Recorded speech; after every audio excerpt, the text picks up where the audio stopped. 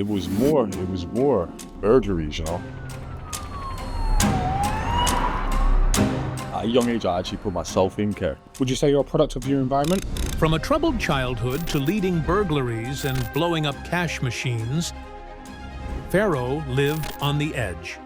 By 16, he was behind bars. And his crimes only escalated to armed raids.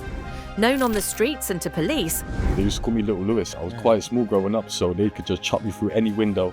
Do you ever miss the adrenaline rush from that? That was actually the last time I actually got involved in it. Cash points, now you're talking about GTA heist shit. Yeah. What drove him there? and what made him stop? You're about to find out. When did things start to level up?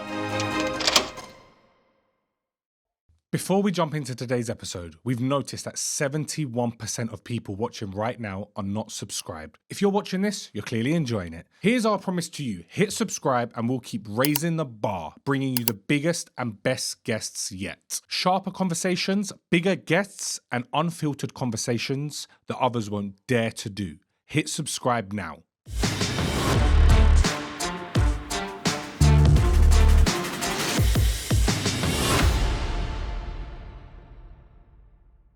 What's going on, guys, and welcome back to the BlueTick show. Opposite me today, I've got Fero. Went to prison for 14 years for kidnap and assault on 2 police officers. Welcome to the show, my brother. How are Nice you? to meet you. I'm good, thank you. How are you? Listen, you're probably the fastest podcast I've ever had. Messaged you yesterday. Yeah. Today you're here. Why'd you make it happen so quick? I just thought it was intriguing, you know? Intriguing. I've seen a bit about it online, so I thought, you know what? Let's go. Well, listen, the opening line was kidnap and assault on 2 police officers. Do you regret any of it? I think as a man, everyone regrets everything, you know. So yeah, most definitely regret it.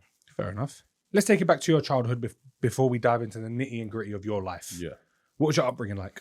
Upbringing, I think it was like, it was that era. So no one really had a good time growing up at them times. But once I in that care,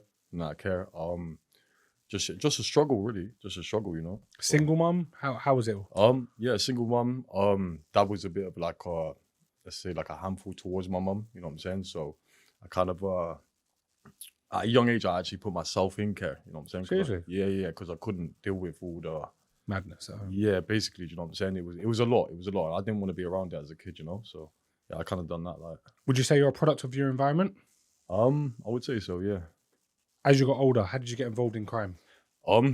Just do you know, I was more like I was just quick to dive in headfirst into anything, really. You know what I'm saying? I was quite hot-headed.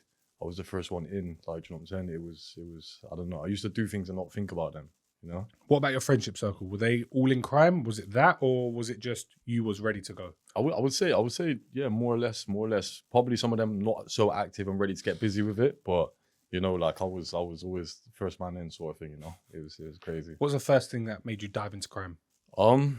Money. I think that's what it is for everyone, just money. You know, and like I said, growing up, it was a struggle. You know, and I seen these older people with money, and I thought, you know what, I need some of that. So, What was the first thing you done that got you involved in crime? like I said, just more time, just seeing people with money, nice clothes, you know, just the normal things really. And growing up, I didn't have none of that. You know what I'm saying? My mum used to send me to school in PE daps. Seriously? You know, yeah, no laces, not even Velcro, just PE daps. You know what I'm saying? So it was mad. And how did you start? I guess just hanging with the people that was just doing it. You know, I think. What was your first thing? Drugs, robberies? What was it? It was more burglaries. You know, Seriously? more burglaries because I was quite small growing up. Like they used to call me Little Lewis, innit? I was quite small growing up, so they could just chop me through any window. And I'll be there just opening up doors. Basically, it was fucked up, man. Do you ever miss the adrenaline rush from that? Do you know what? It wasn't even an adrenaline rush. It was more like I had to do it. So I was more scared to do it, if anything. Seriously? I was scared. It wasn't even an enjoyment, but I know I had to get it done. You know what I'm saying? And when you was coming home, I know you was in care, but when you was going back and seeing your mum, and obviously you was making a bit more money now. Yeah. What did she think you was up to? To be fair with you, she knew what I was on. She knew what I was up to, you know. But she's a bit of a careless woman, you know what I'm saying? As long as I looked after myself. She always used to say to me, like, Lewis, no news is good news. You know, she was always waiting for that knock at the door. Yeah. You know what I mean? But yeah. When did things start to level up? As in, crime-wise? Obviously, going from what you call petty crime, just Yeah. robberies and stuff like that. Mm-hmm. When did it actually start becoming things that you thought, shit, this is now getting a bit bad? I don't even think there was a stage at the time. I don't think there was a stage. So obviously when I first went to prison, How old was you? I was 16, so I was a late bloomer with it, considering what I was up to, you know. And then I started to get to know like wiser people that was into more and doing more. So kind of like it was an education for me, you know. And I met a lot of people there that done certain things, and you know. I always say to ex-criminals, people who have been in prison, if you go into prison with a mindset of networking, you come out just a 10 times better criminal than you went in. 100%. Now you've met everyone else bigger who's done it all. They give you advice. I don't think prison actually fixes anything. No, like I said, it's an education. It's literally, I call it university for criminals. It's literally that, bro. Literally It's that. university, bro. You go in there, everyone's there. It's what they talking about, what they done, what crimes they committed. In your head, if you're a sponge and you're just taking it all in, you're going to come out and get even more active. Yeah, most definitely. But then you get some criminals and some inmates that they're just dossers, innit? They just stick to what they know, and like really and truly they're happy with doing what they're doing, you know? When you was doing these house burglaries and stuff like that, what was the items you were taking from these houses? Like, what was the best? So it wouldn't even be just random. We'd be getting put onto places, you know, like jewelry, etc., nice cars, etc., things like this, you know, even down to like push bikes and scramblers and things like this, you know what I'm saying? So it would always be like strategic burglaries. It wouldn't just be, oh yeah, let's go see that house and do a burglary. But what's one burglary that comes to mind when we talk about it? fuck, shit, I got done for I was about 16 these times, and it was a lick for gold and Audi TT 3.2 V6 Quattro. Yeah, so Yeah, obviously we hit the lick and then got the car, and that was one of my main ones, and I was like, shit, like, you know what I'm saying? It was like crazy. I'm just speeding around in this Audi TT like I'm fucking Colin McRae and that, bro. It's crazy, bro. Did you have a team with you, or was you always kind of like a lone wolf? So where I had previously quite a lot of mates, I distanced myself from a lot of people now, but there was certain people I know I couldn't go and be like, yo, let's go do this, because I know they're on. I know they're not just gonna run away when someone gets out of bed or something. You know what I'm saying? So it was one of those. So it wasn't a team. It was just a few mates I knew I could like get at and be like, let's go do this. And after prison, when you come out, let's say a bit more educated in the life of crime, Yeah. why didn't you think, okay, how long was your first sentence when you were 16? What did you My do? first sentence, it was only about a year to 6 months. That was for my first strike burglary. That was for the first one. So I didn't actually get too long because I'd never had a previous. Yeah, and you was young as I well. was young as well. And obviously I kind of like played on my upbringing and things like that, you know what I'm saying? So the courts kind of maybe felt a little bit like sorry for me, like, oh, yeah. And when you come out, didn't you think to yourself, you know what? Fuck that, prison's long. I'm going to just go. Nah, because I was still in square one. I was still where I was before I went in. And like nobody else had me, you know what I'm saying? Nobody else was, you know what I mean? Like, I don't know. I don't think I had the mind frame of a 9 to 5 as a kid. You Just know, straight back to work. yeah, I basically. was just defiant. You know, defiant. I don't want to go working like for the man. You know, yeah. So when you come out, what'd you do? I just got busy again. Just got busy with it. Just fucking went into the same crowd, done the same shit. Leveled up a little bit. You know what I'm saying? So we went for higher cars, and then that's when we went to start getting motorbikes, and you know what I'm saying, hitting off garage doors, and just it was crazy. Did you enjoy it? Some of it. I'll be lying if I didn't say. Some of the burglary sort of like part of it, not so much, because it's always a risk. Yeah, It's always a risk, you know what I'm saying? But with when we was hitting off garage doors for CRFs and fucking all that, it was a vibe, you know what I'm saying? There's a lot more chance of getting away. Plus, you know you're getting a bike at the end of it. Yeah. You know? So Was there anything that ever went wrong? so one time, I think in the whole time I've ever done anything, one time we were obviously got put onto a move. It was another dwelling burglary, and it was also for gold again. So we've got into the house, back door was open, we've all jumped over, gone upstairs, we hit it, went into the next bedroom. And we've looked, and my boy's like, come here. I'm like, what? There's a guy sat there on his laptop with his headphones on. I'm like, shit, the guy's turned around like this. He's looked at us, I'm like, fuck. So one of my boys obviously held the door shut until we all got away downstairs. But unfortunately, I was the last one out of the house. Yeah. But the garage door, we left it halfway up, yeah? So it was like a cartoon or a movie scene. So I'm come flying out, This guy is running so quick behind me. He doesn't even know the garage door is still halfway open. I've slid underneath. He just gone boom. He's hit the garage door. You just see a pair of legs hanging out the bottom of the garage. I'm like, oh, that's a bad day for him. But it was like a movie scene. You know what I'm saying? It was crazy. You got everything you needed. Everything that was there. Yeah. How much were in these houses? What's the biggest lick you've done? Are you still paying 40% tax and wondering why you're not getting ahead? Bro, the game is different now. If you're still stuck in the UK bleeding cash every year, ask yourself this. Why? Dubai offers 0% tax, insane lifestyle, and a booming business hub. And the best part, you can get full residency, legally and fast, without jumping through hoops. We've partnered with the team that handles everything. The visa, the business setup, and even the bank account. You don't need to lift a finger. All the information you need for Cranbrook Legal is in the link in the description. The biggest thing I've done was a cash point, to be fair with you. From the house burglaries, what would you say was your best day? I would say about 10 grand. Nothing crazy, but at them times, at that age, 10 grand, yeah. It was that. It wasn't nothing crazy, but it was 10 grand in jewelry and a bit of cash, you know what I'm saying? So, and you carried on doing house burglaries till when? Up until about 22, 23. So I'm good. I'm talking about good 10 years ago now, you know. How many would you say you done? I would say maybe 15, 20. Serious? 15, so you 20. were active. Yeah, busy. It come to that age where I wasn't even doing burglaries. I was just getting put onto them, and I'll put the youngers onto them. I'll be like, yo, that's where that is, and that's where that is. So, and I'll just be waiting outside in the car for them, make sure it all goes smoothly and that, you know what I'm saying? So make sure no one's chasing them. If they do, I'm just gonna hop out and knock them out, basics. You know what I'm saying? It's quick. It's Did that ever happen? Nah. Fair enough. It's a good day at work then. Yeah, basics, yeah. And then moving on to cash points. Mm-hmm. That's where, in my eyes, it's like a movie, bro. Cash points, like house burglaries, that's still a thing. It still happens. It's not, I wouldn't say common, but someone coming into your house when you're not there, robbing your stuff and leaving is like, fair enough. It kind of happens. It's easily done. Cash points, now you're talking about GTA heist shit. No, yeah. Now we're talking about oxygen, oxyacetylene, getting your wrecking bar, getting your hose pipe, getting your fuel, getting your rag to stuff into the fucking dispenser. It's a little bit of an art to it, you know what I'm saying? How'd you learn this, bro? There ain't a website you go on that says how to rob a cash point. There's not. It's just learning it from other people. So I just went on, it with somebody else. Yeah. They taught me how to do it, and I was like, oh, okay. It seems simplistic, but it's not simplistic. Even going down to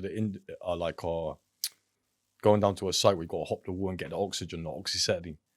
Talk to me about that. What's all that about? So oxygen, oxyacetylene, when it's mixed together, and when obviously you put the hose pipes to it, strap them up real tight. You got to strap them up real tight because as soon as you turn them levers, it comes like blows off sort of thing. You know what I'm saying? So you push them down, right down until you hit the bottom. Boom, you get the rag. You stuff the rag in there. Yeah, no longer than 30 seconds. Take it off, turn it off. Get a trail of petrol. You light that petrol trail and just boom, it goes up. You know, whole cash point. The whole cash point. But what about the money inside? Because they're in trays, they tend to not like get damaged or anything, you know what I'm saying? Because they're in trays, so it's quite alright. I think it's like 4 trays per one. But yeah, it's so you basically blow up the cash point. Yeah, basics, yeah. It's mad. Definitely a movie scene, bro. Your first ever cash point, wasn't you like, listen, I'm laughing and smiling about it, but it's madness. Yeah, it's madness, but the money's create madness as well, you know what I'm saying? How much is in a cash point, roughly? Well, it can go up to like 80 grand. You know what I'm saying? 80 grand in a cash point is crazy. It's crazy. Our first one, we got about 12 grand out of it. You know what I'm saying? I was like, okay. Is it easy? It's strategic. You got to do it properly. You got to time it right, especially if there's loads of houses. You can't really go blowing up cash points that people live above and things like that, because that's just a whole different level, you know? So it's not really easy. And so there's this one scenario. We went over to the site, got some oxygen, oxyacetylene, but I sent a new kiddie over. Chucked in the back of the car 2 bottles. We drove out, gone over a bridge. Bro's only got 2 bottles of helium. Yeah. Bro's only got 2 bottles of helium. I'm like, what are you doing? Like, are you fucking stupid? I think I was one of the last, that was actually the last time that I actually got involved in it, you know? So I was like, that's a major fuck up. Yeah. We could have just got nicked with all the equipment. And they would have still seen what we was up to, you know? They would have clocked straight away. Yeah, 100%. But 2 bottles of helium, I was like, you're a dickhead, bro. You're a dickhead. Do they look the same? Basically, yeah, basically. Yeah, in his point, yeah. He's a newbie to it, isn't he? He don't know what it is. Yeah. He's a friend of the family. I'm not going to say no names, but I took it a bit light on him. But yeah, it was a fuck up. From that time on, I thought, you know what, that was too risky for me to do, you know? How many cash points did you do? 3 allegedly. Okay, fair enough. And after you finished the cash points thing, what made you stop? The situation with the helium? It was the situation with the helium, bro. Yeah, it was like because we took such a risk. It's going equipped, and he knew what we'd have been up to. So I was, do you know what? Time for something else. Money's good in cash points, so no? Very good, but then the sentences is very high as well now. How long do you get for something like that? You're looking at a stiff 6 years now, if not more, Serious? depending on the actual bang and where it's to. Yeah. You know, so it can vary. And if you're an offender that's doing it, you can look for more. You can look for more than that. You know. Let me ask you a question. When you're doing one of these crimes, do you sit there beforehand and in your head weigh out, okay, this is a 5-year stretch. Does this make sense? Nah. Nothing, nah. That's always been my problem. I'll do something and think about it after. That's always been my issue with everything in life. Only since I've started to mature from my last sentence, I think before I act now, you know? But before then, it wasn't even a thinking thing. It was like, we're going to go do this. We scope out, find the spot. We're going to go do it. I'm not thinking about no consequences. Just thinking about the money. I think that's what everyone does, you know? Yeah, of course. You know? So, nah, that wasn't even an issue. Straight to it, you didn't give a shit. Yeah, get you busy with it straight away, you know? Straight away. Did you go to prison for one of them? I did indeed. How long did you serve for that? I served 3 years altogether for that one. How'd you get caught? Fingerprints on the bottle altogether. Seriously? Because we left it there on the scene. Yeah, tracked me down. But how did you not have gloves on? It's just schoolboy error, isn't it? Schoolboy You error. just done it without gloves. But where it was so high and intense, and it just went off. It was all done so quickly. And usually I got the little man to grab it all, chuck it in the car. But it was quite an intense situation where it was a rural area. It was quite built up.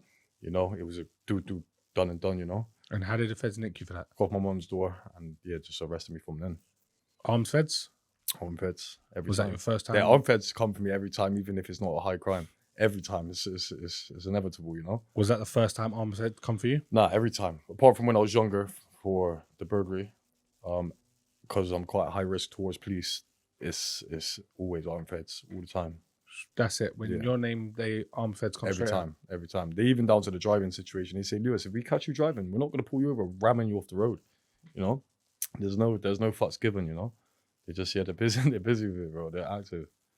And 3 years in prison for that case. What was prison like for you? Because now you're in big boy prison, serious. You got a serious sentence. Yeah. Well, do you know what? The thing is, I knew quite a lot of people in there, you know?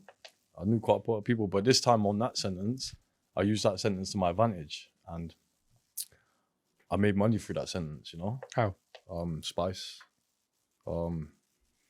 tobacco, just everything you can get your hands on, you're just getting busy. So it was just, I used that one to my advantage, you know, to make money instead of just sat around doing nothing, planning on other crimes and things like this. Just I used it to my advantage. But yeah. What prison was you in?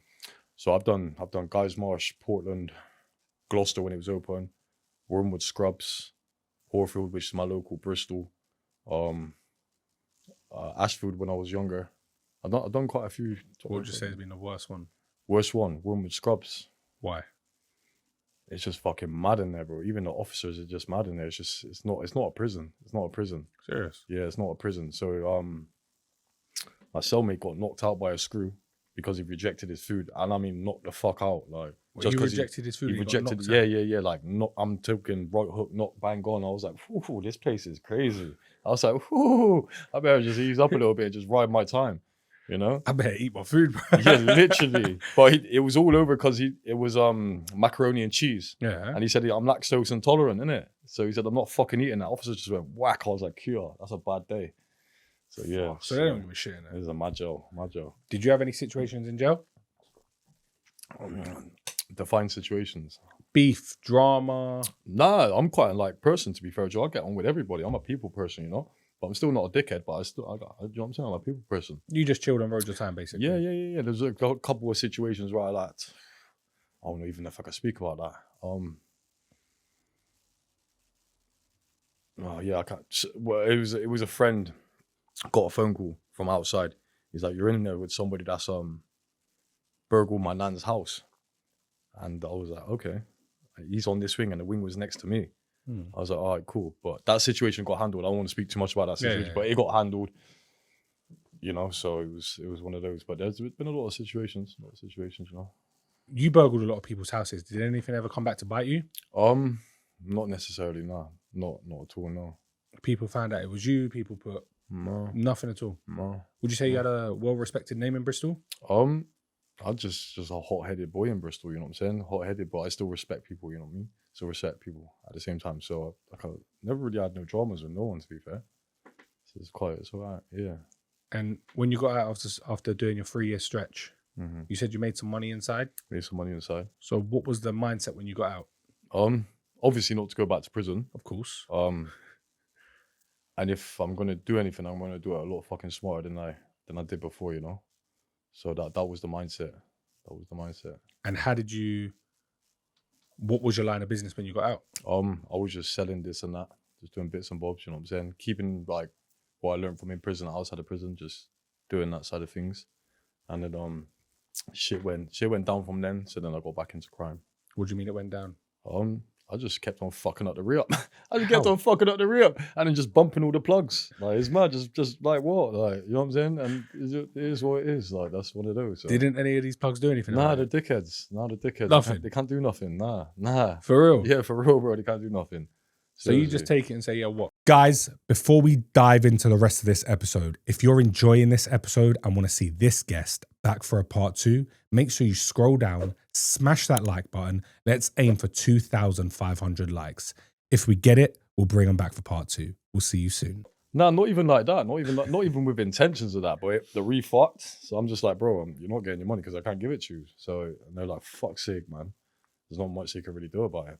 But surely they know people that can obviously... Maybe, but nothing ever come of it. Nothing ever come of it.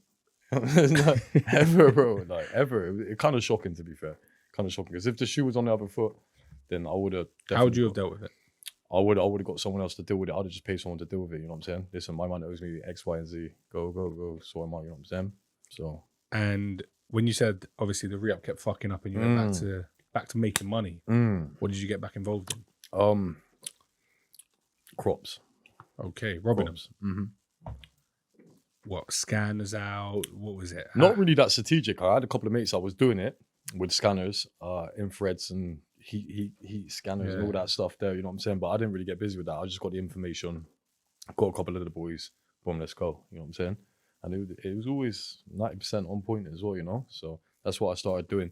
But then it did start getting a bit hot. Like, I had a few big names like asking about me and I'm like, all right, I need to slow this down. And when you're going in these crops, for example, there's always people there. Not all the time. There's usually like a farmer or something there, no? Not all the time. And we get information on it as well, you know what I'm saying? We get information if there is anybody in there. But anytime we hit one, there was never no one there, not one time. Not one time. So you just had it to yourself, cropping up, safe. Boom, fill the car up, bang, driving down the road, floods all in my face, you know? The whole car rammed like several occasions, you know? But yeah. And how many crops would you say you licked? Probably about 6, 7. About 6, 7. It seems not a lot, but it is a lot. Like, you know what I'm saying? It is a lot. And when your name's obviously ringing bells, people are now asking about you. Yo, do you know this guy? Do you know this guy? Do you know this guy? Yeah.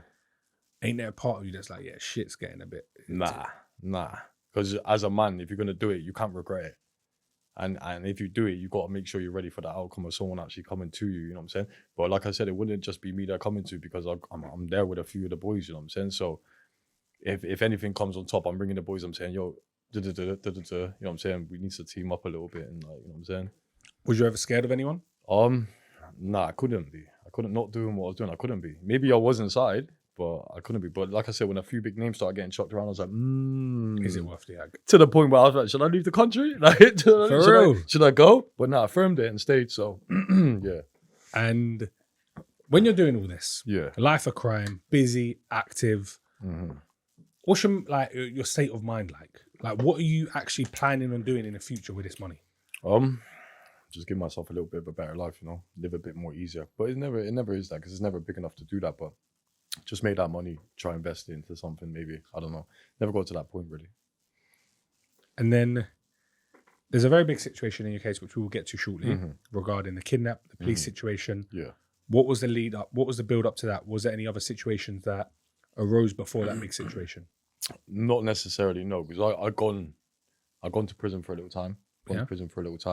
Come out, so I was off the radar. I was chilling. I was working. And it was I got a phone call and said, "Lewis, you still into crops and that?" And I'm like, That can Depends. It depends. What we're saying. It said it's worth doing, innit? So I rang a couple of people. I'm like, yo, listen, I got a lick.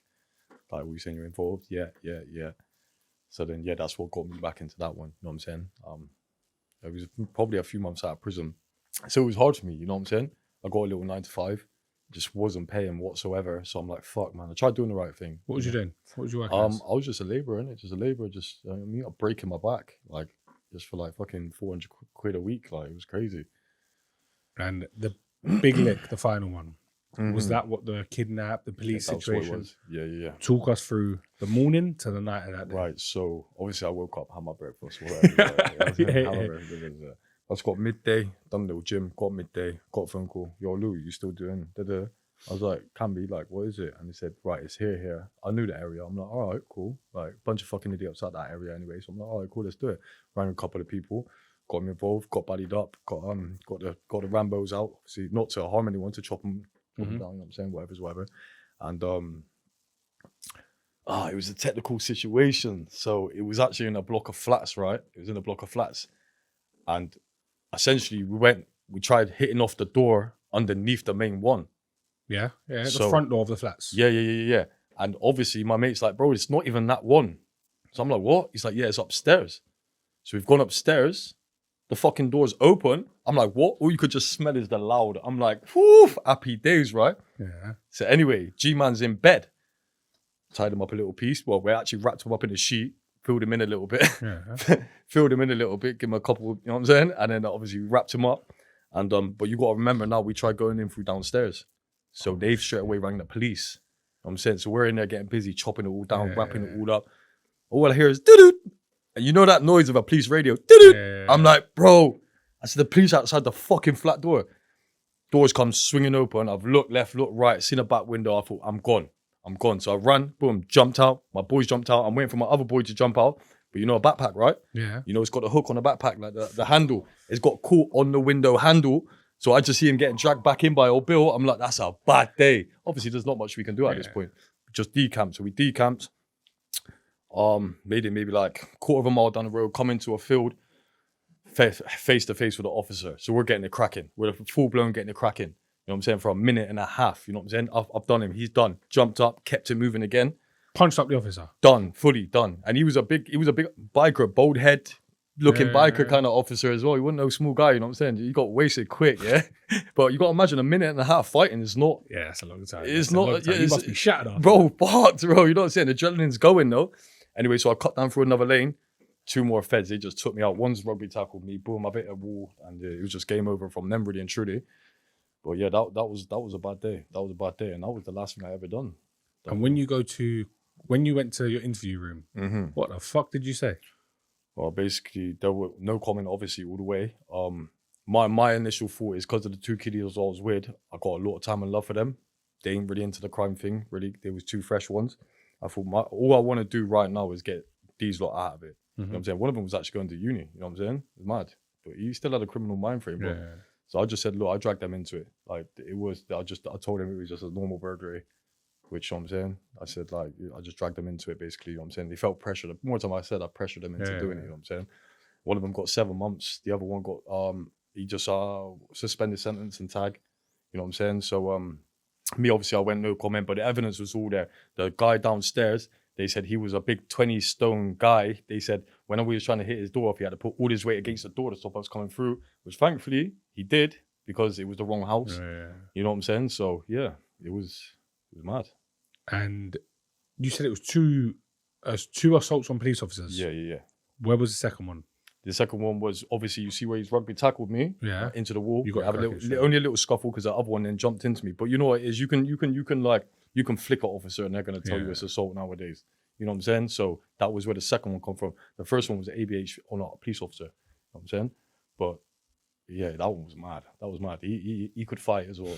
He could fight as well. Where was your boy at this point? When your boy? Well, he decamped. He's gone. So you're fully sat there for a minute and a half having a full out scrap. Yeah, he's gone. Obviously, we split ways. As soon as we got off the roof of the flat, he went that way, I went that way, and I ducked down. You know what I'm saying? Yeah, it was mad. But and the one boy, did he get away? Nah, he got arrested as well. They both got arrested. He obviously got caught further down the line. The other one got dragged in through the flat. You know what I'm saying? But imagine that his bag got hooked on the window, bro. And I just see him getting pulled back in. I'm like, fuck's sake, man. Bless him. Oh shit. If you could go back in time, would you do it all again? No. You don't. No. You're not happy. Do you know what it is? The reason I ask that is there's a lot of people I've interviewed and they're like, you know what? I don't regret none of it. Don't regret it. Don't regret it? Because no one was theoretically injured, and the guy that was looking after the situation on the last one, he's a criminal anyway. Let's get it right. You know what I'm saying? So I regret it because it could have been more than what it was. You know what I'm saying? And you got to remember, like, when I was doing my dwelling burglaries and things like this, it was actually normal working people, you know? Like the guy that chased me out of that house that time and ran into the fucking garage door, like, he was a brave man, but that probably traumatized him in some sort of way, you know? And he's just a civilian at the end. Yeah, like, so I feel I regret it. Of course I regret it. And the most thing that I regret is all the time that I took out my children's lives, you know? So how many kids have you got? I got 5 children. 5 kids? Yeah. How many did you have during your time inside? So 1 on 1 sentence, Brooklyn Dre, my little girl, and Cruz Cardell on my 2nd sentence, like main sentences. And they was roughly about, I took about a couple of years out of each of their lives, you know? So it was a big thing. It was a big thing to see the mother of my children pregnant and then go in and then they're out like a year or 2 old, you know? Yeah. It was a big thing, and I was like, shit, man. Like, I missed out on so much. Now you've missed out on all that. Are you trying your best to be the best dad possible? 100%. This is why I've gone green, like, all the way, you know? If I knew what I knew back then and I knew that it wasn't all about crime to make money, then I would have done it a long time ago, you know? So, but yeah, my kids give me the reason to do more every time. And now, obviously, the reason you're here today is you're on a straight and narrow path. Yeah, most definitely. What is your life like now? It's easy. What do you do? How are you making money? Bro, I'm a TikTok influencer. So it's mad. I always tell people, actually, I retract that. I'm not a TikToker. You know what I'm saying? All these men on TikTok, they refer themselves as a TikTok. I'm not a TikToker. I just go on there, show love. I get support of people. I've been on there for quite a long time. And do you know what? Like, the support that I get helps me get through my days. You know what I'm saying? Do you feel like it gives you a way to connect with people? 100%. If I'm having a bad day, they won't know about it. But I'm on there, and just by talking to them, it keeps my mind off other shit, you know? So the platform is actually a really good platform for every kind of thing, you know? What about your relationship with your family? It's so-so. Do you know what I mean? It's my family. I've got love for them. I don't respect my dad too much for what he put my mum through growing up. But vice versa, she was kind of just as bad. She was hot-headed as well, you know what I'm saying? So, but as you grow up, you kind of like, you got to look past it, you know? 90s was a mad time. Yeah, 90s was a mad time, you know what I'm saying? So I feel like unless you was raised with a family that hadn't been through much, it was all right. But my parents went through a lot growing up, you know what I'm saying? So. And what's the future hold for you? Everything, I hope. Everything. What's your 5-year plan? 5-year plan? Oof. I'll be a tattoo artist. That's what you want to do, yeah? Yeah, man. I'm sure you got enough, bro. Yeah, I got a few, but I'm doing all right with it at the minute, and I'm gonna keep progressing with it, keep my head down, and just open up a tattoo shop in the next 5 years' time. Sometimes when you're low on money, is there ever parts of you that make you want to go back? I think every fucking day, bro. But it's like it's the easy option. It's easier to side with the devil than it is the good side. You know what I'm saying? So the devil's always there, always trying to draw you up. But it's like, you know what? Nah. A struggle is not hard now. If I haven't had something bad happen in a day, it's not a good day because I'm so used to having something happen in the day. Does that make sense? So I use it as ammunition now. I use it for fuel. I use it for, all right, you got to go do this. You know what I'm saying? But what stops you from going back? Because obviously, I'm sure your phone still rings. I'm sure people still reach out to you here and there. We got this move. You've got nothing at all? No, I've cut ties with everybody. I've got 2 friends. One's legit, one's not. Let's not get into that. But they're totally opposite. One of them, he's just bought his own house legitly. He owns his own carpet company. He's a very, very, very wise man. You know, he's such a wise man. I've learned so much from him. And I kind of grew up with him as well, but he was on the good side of things. My other boy does what you got to do, but he's still got a good heart and he's a good dad. So it's like, you know what I'm saying? So you're fully out of that circle? Fully out of it, bro. Fully out of it. Yeah, definitely. Do you ever get scared thinking the past might come back to haunt you? Nah, there's nothing else to come up, to be fair. Everything I've been arrested for is what I've done. And the things that I haven't been arrested for, allegedly, is that's a long time ago. You know. And your future, your 5-year plan. Talk us through your 5-year plan. Right about now, so I'm progressing with my TikTok. Have been doing that for some time. Like I said, more time is just progressing with the tattooing. My 5-year plan. You know what my 5-year plan is? Just to see my kids be raised right. That's the old time plan. There's not much by it, but if I keep doing what I'm doing, then they're gonna be comfortable. So, yeah. Do you know what it is? It's cool to see that someone's actually. I can see in yourself the way you're talking now. You have genuinely tried to turn your whole life around. Because I'm sure someone of your status up there, where you was very, very active, you could have come out and gone straight back to it Easily. You could be inside serving a long bird. Where was that turning point? It was my last one. It was the kidnap. It was a big sentence. You know, I got How long did you serve? Got 9 years, served half. So it was a big kick up. And I was seeing people in there that I've seen in there multiple times, and it was like 40, 50 years old, and I'm like, you're still here. Yeah. What are you still doing here? Like, and I thought, I'm not gonna be that guy, bro. I'm not gonna be that guy that's, oh, there's my man. You're still in jail. You fuck that. You know what I'm saying? So that's why I had to break the cycle as well. But I feel like when I come out this time, I think about what I do now. You know, I know what the goal is. I know what the plan is. But where was that turning point? I know you say it was that sentence, but Yeah. there must have been a day where something happened, or you looked in the mirror, or you just had a realization that, you know what, I'm done with this life. The day of sentencing. Seriously. Yeah, it was my biggest one. It was my day of sentencing, and I thought, fuck, that's a while.